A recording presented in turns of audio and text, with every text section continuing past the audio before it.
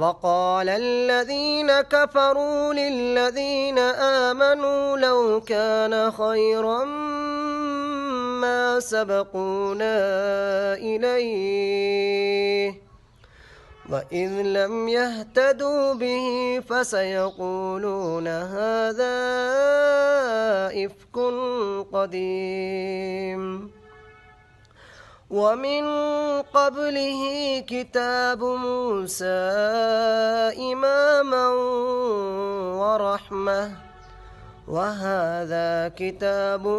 مصدق لسانا عربيا لينذر الذين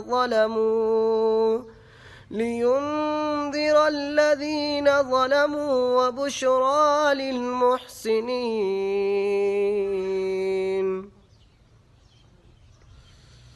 إن الذين قالوا ربنا الله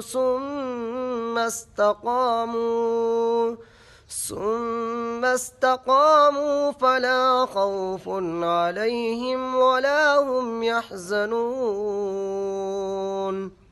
أولئك أصحاب الجنة خالدين فيها جزاء بما كانوا يعملون ووصينا الإنسان بوالديه إحسانا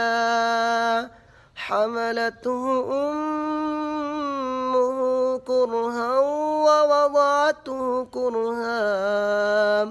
وحمله وفصاله 30 شهرا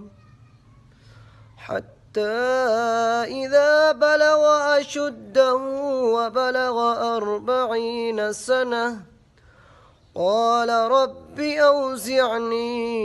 أن أشكر نعمتك التي أنعمت علي وعلى والدي